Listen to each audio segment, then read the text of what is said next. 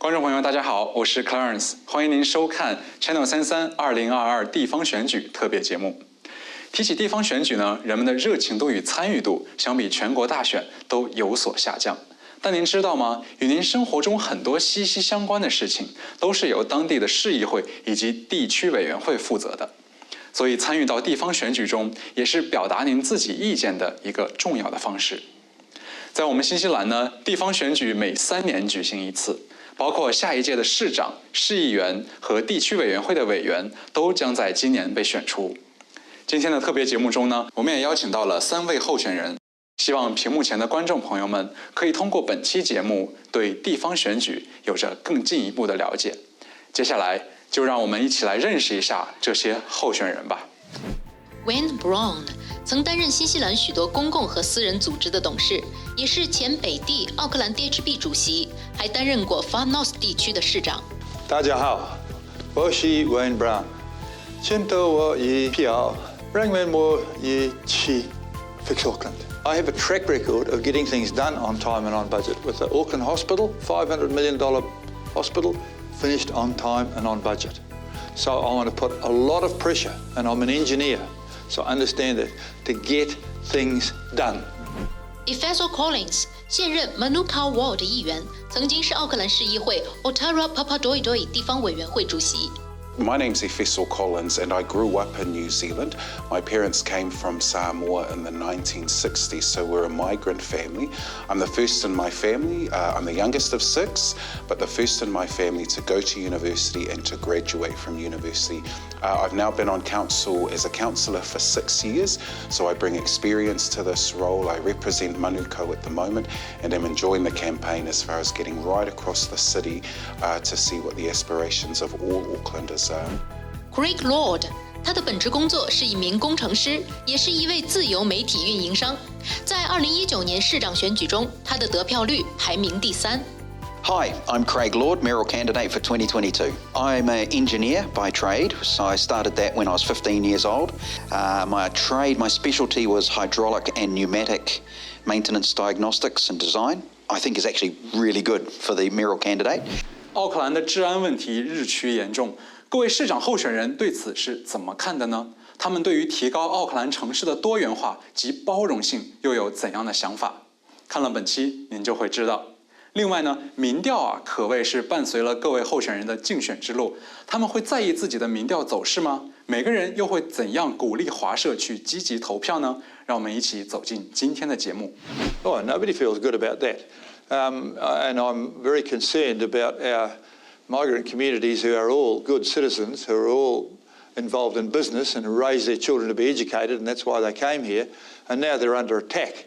And there is a lot of crime going on. I'm very worried about violent robbery and ram raids, and they're being carried out by largely a group of people, young people, who know the rules, and the rules are that if you're under 18, nothing happens. Instead of being sent to youth aid, they should be sent to youth punishment. But that's a decision for the government. I can't do anything. I can't change the laws. But what I can do as mayor is encourage the government to put the correct number of police in our district, and not just police numbers, police who are going to be out on the beat, patrolling. As well as that, I'm encouraging our Chinese and Indian business people to get involved in their local business associations. A good example would be in Otahu, where I'm on the board of the business association. All business associations are funded out of a direct rate on commercial property, so the money comes in. We use our money sensibly. We have invested about a quarter of it into security patrols, so that Otahu has security patrols day and night. The net result of that is crime is down, all the shops are full, there are no street beggars or rough sleepers, and retail sales are booming. In the CBD, which is under the control of Viv Beck, she has not spent her money sensibly. She gets $5 million a year, hasn't bought security, is now the easiest and best street in New Zealand to run is now actually full of empty shops, rough sleepers, beggars, crime, no security patrols whatsoever, and that's an indictment on her. She's got to accept responsibility for that. That's not good. Yeah, I'm really saddened by the situation at the moment. I understand that retailers are frustrated and hurt. There's real violation happening to retailers because that's a lot of investment they've put into their shops, their retail areas, and then that gets busted down when someone ram raids or they're stealing from them. So I think there's two things we need to do. Firstly, we've got to work alongside the retailers, ensure that they can get bollards. The government has made money available for bollards, and council's done a little bit of that work too. So let's make sure we support them, and let's make sure that we're working alongside the police, youth workers, social workers, business associations, so that everyone feels safe, so that they know that this is a community response. I think when you back it up just a little bit, what we also know is that Professor Ian Lambie has said that we're looking at specific children here. We know who they are, and we know that they need support at home. So part of the role of council is to press the government to work with MSD, WINS, Oranga Tamariki, the police, and make sure that those children who are susceptible to these activities are getting the support they need. I've often said that if we're going to go hard on crime, we need to go hard on poverty. And the young people involved in the ram raids, you know, similar to what the Police Commission has said, they said that these are unloved, unwanted men who are treating people's property in a very unloved, unwanted way. When young people have a sense that they're part of the community, then they're not going to treat other people's property like that. And so I think we need more youth workers and social workers supporting families so that they can, in fact, be on the right track, stay in school, do well at school, get good jobs, get an education, because that means they're not going to be tempted into criminal activity, which is what we're seeing at the moment. Crime's never good, and it's getting worse, and the reasons for it are outside of council purview. So here's the difficult position that I find myself in, because throughout my campaign I've been very, very strict to maintain a line between council's job and central government's job, and this crosses into that. So to me, a council's job is to provide core services to make the city operate, not social services. That's a government's job. But in that core services is providing things like parks, public toilets, facilities, right? Footpaths, all that sort of thing. And you focus on that. So when crime is happening, you've got to go, where does it go into government's problem? And it is now, because it's a policing problem and it's a social problem. Doesn't mean council should just wash its hands and go, not my problem, and walk away. It means that as mayor, you use the office, which is influence, to say to government and lobby to them, we need more policing. We need to find a way to stop the youth getting into crime. So what are you going to do for our city? Why aren't you doing it? And what level of help do you want council to come into that? And then we negotiate on that. But I am a very clear line between core services of council, social services of the government.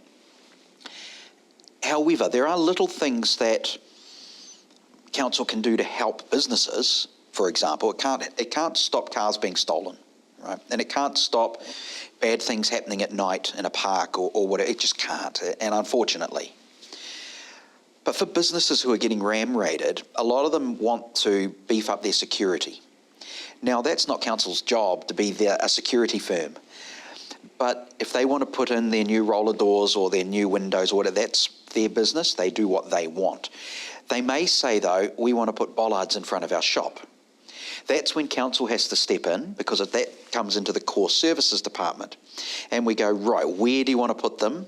We'll come and advise you, because underground there might be services, pipework, gas lines, electrical, fibre for the internet, so you can't dig down. Sorry, but here. But instead of our normal Auckland Council fees and expenses that you charge for someone to come out and tell you what you either wipe those out or you make it very minimal just to cover the costs, so that the business can go, okay, can you come and tell me what I can do? And I know I don't have to spend $5,000 for you to tell me what to do. You know, be $100 or $200. And that, to me, is what council should provide for that sort of thing. Well, I don't think you promote ethnic diversity. Ethnic diversity happens because people of different ethnicities arrive here. And so what you can do is make sure they all get on well with each other.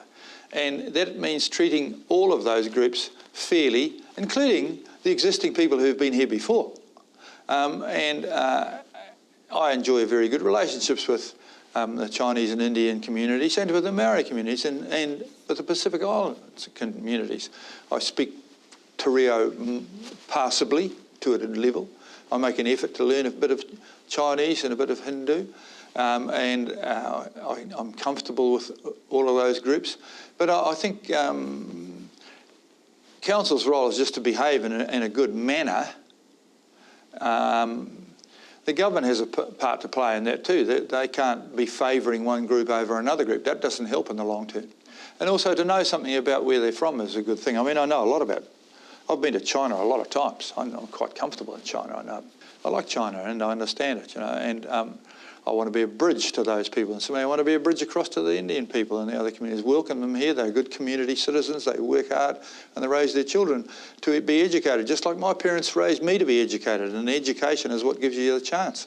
So we've got some ethnic panels, or we've got diversity panels at council, and one of them is the ethnic panel, where we get lots of people participating in the kinds of decisions and feedback that we get from people in the community. I'd also like to see more people feeling like they can access the council, so more work in the languages, using different media platforms so that we can get our messages out there, and making council a place people feel like they can just come in. When you go to the library, you just go along to the library, you might read a few books, you'll meet with people, and you'll go to the cafe.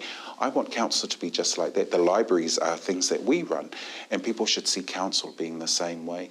I'll continue to encourage all the festivals. We've got Diwali, Pasifika, Te Matatini, the Lantern Festival. More festivals makes people feel like, oh, they can contribute. This is what it's like. You know, it's not just about eating nice food, but it's about sharing in people's communities. You know, the more we do in each other's homes, the more we spread ourselves out so that we feel like we're parts of communities and villages within the big Auckland diaspora, then communities are going to feel like this is part of their world too. So that diversity is really important to me, because I'm a migrant family too, and feeling like I'm part of Auckland has taken this time to build up, and I think everyone deserves that joy. Auckland, and it's really cool that Auckland is so multicultural. I think it's brilliant, and it's one of our great things about being Auckland that we can say to the rest of the world, look at how cool is this? Regardless of whether it's crime or services or whatever the council is to provide to its citizens, I don't look at groups at all. So I often get asked, you know, what will you do for Pacifica? What will you do for Maori? What will you do for the Asian? You know, and I'm like, nothing different to anybody else. Everybody is exactly the same. No matter which suburb you live in, no matter what your colour, your race, your religion, whatever, you're an Aucklander, and it's council's job to look after the city for you, regardless of who you are. You live here, our job is to make the city work for you. And that's really where I sit on those things. Well, they do matter. I mean, whether I like them or not, politicians have to live with them. And we have set out, I entered the field late as a major candidate, and we knew we have a plan to work up through the field, and I am rising and everybody else is falling. And that's a plan, and that's as people get to know what I'm going to do, as they get to know more about me, know my capability and my track record, what I'm saying is sensible. I'm not promising anything more than being careful and sensible. Other people are promising new stadiums and new this and new bus things there and tunnels under parks, and we can't afford new mad things. We've got to finish what we've got properly, run the place properly. And so, of course, the polls matter, and they're going well for me. I'm rising, everyone else is falling. Don't be surprised. Really, it's a two-person race now, as it's me and Afiso. And I think that as people realise that, Afiso's a very nice guy, I might add too, but his policies are irresponsible spending of money. When he says he promises something free, it isn't free, just somebody else pays. And when people work that out, they're going to realise that they need sensible financial control, and that's my speciality. And I worry about the people in South Auckland who've got big mortgages. And I worry about the fact that the areas that he is in charge of had the biggest rate rises. The people who can least afford it got the worst rate rises. That's not good. That's not good for a city. It's not going to reduce crime. It's hard to say with the polls because we're still looking at around, the polls are saying 30-40% are still undecided. And I might be leading the poll, but it's not by much. And given that there are so many people, who are undecided, that's the big challenge. And it's important that people like myself get into the community, reach out as far and wide so that people understand my policies. They understand the kind of leadership skills that I will be bringing, a collaborative style, but they also understand that I want good financial management. So, the polls are one thing, but I'm not at all really watching those polls. My focus is on meeting as many Aucklanders as possible. There's over 1 million voters, but we only get about 30, at the last election, only 36% turnout. And that's the challenge, is people don't feel engaged in local government. I want people to know when you're looking at when you go to the library, that's Auckland Council. When you're feeling like you need a grant for your community group, that's Auckland Council. When your roads have got potholes in them, or you want to slow them down because there's too many people going fast on your road, that's Auckland Council. And those are the things that relate to us. It's just we probably don't have the media attention that's needed so people feel like they're really engaged. So I'm out there meeting people, but I think whilst I might be ahead in the polls, the poll that counts the most is October the 8th when people vote. No, the polls are a bit of a sham. They only asked 500 people, so it's not actually an official. I think an official poll has to be 1,014 people, so it's not an official poll. And out of that 500 people that we don't know who they ask, 45% were undecided in the last poll. Now, we don't know why they were undecided, but that's a big number. That means that the actual figures is only 270, 275 people. So I don't take stock in those numbers. I mean, that's nothing compared to the if I look online on social media, the reach I'm getting for me, for example, is in the hundreds of thousands of people seeing what I'm talking about in my messages. So to me, they're getting the message. The 275 people they asked, few of them aren't. Doesn't worry me because I know that out there's a lot that are. So I don't take stock in those small polls. I also don't believe that Leo left because of those poll numbers. They're too small. There's no way you could go, that's what Auckland thinks. That's not what Auckland thinks. So whatever the reason was, I don't believe it's a poll. And that's why I'm not concerned about them. I'm happy with the message that I'm sending out there, and it's just that when they do that very, very tiny poll, they're not speaking to the particular ones who will be voting for me. So I'm comfortable that the polls are out. Well, I can, and I've already mentioned in the interview that I've been to China, and I would like to be a bridge between Chinese people and New Zealand people. Chinese people are very good at business. They're very good families. The children do very well at school, and they'll become really good New Zealanders of the future, and I'm glad they're all here. But there's not enough of you standing for council. There's not enough of you on your business associations. There's not enough of you standing for the community boards. Get involved in the community. There's enough Chinese people to make a difference, but don't expect somebody else to do it for you. Yeah, I really want to encourage everyone. This is your chance. When we come from voting particularities from all over the world. I know coming from Samoa, we have really high voter engagement, and I'm not sure what it might be like in mainland China or for Chinese people living around the world, but this is an opportunity to say, here's someone's vision that I like. You might be sitting there thinking, I like the idea of fair, free public transport. I like that person's leadership style. That's what I want for the city. And if we feel like we're contributing to the direction of the city, then that's what people should be voting for. We've got to actually say, this is my city, and as part of me determining the direction of my city, this is the person I'm going to vote for. And it's not just for the mayor. There's councillors, there's local board members, and I know it's a lot of work, but there's vote.nz is an easy platform to go to, and people can look through there and they can understand who's standing. But I want to encourage everyone to vote, and it's really important. What we know as well is that there's low participation from ethnic communities, young people, ethnic communities. So this is our city too. I want people to know this is my city, and I want to vote because I want my city to reflect my desire for the future. If you don't vote, you have no right to complain. So the saying is, apathetic people shelve the right to complain. So that means if you don't care and you don't vote, and you don't like something, well, too bad. You know, you didn't vote, so too bad. So by voting, you're having a say. And you're saying, I like what that person's got to say, I like what they believe in, I like their personality, I want them to lead the city for me. And that's what I want people to do. I want them to look at me and go, yeah, I like what he's saying, I'll vote for him. Rather than go, oh, I like what he's saying, oh, let's hope someone votes for him. They need to make that effort. And it is an effort. I do understand that. It's not easy because our system is not easy. The papers come in the mail.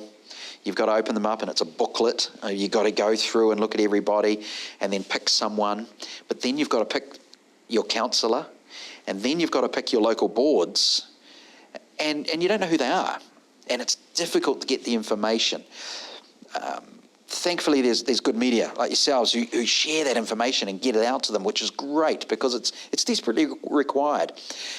Even more so the local boards than anywhere else, because I've had people who didn't even know local boards existed, what they do, or who's on them. And to me, they are the conduit, the link between the community and council. Those local boards are so important. And the voter needs to look at everybody on there. And if they can, they find them on the internet and read up about them. And I know it takes a lot of time, and I know it takes a lot of effort, but it's worth it. Because if you want some meaningful change and you see people on there that you agree with what they believe in and you like them, then voting for them will help make that change. Otherwise, nothing happens. So it's really important to vote.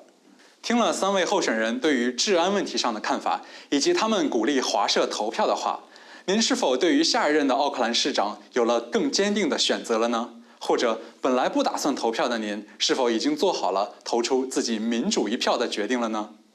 欢迎您继续关注 Channel 33 2022地方选举接下来有关经济与地方委员会议员的特别节目，我们下期再见。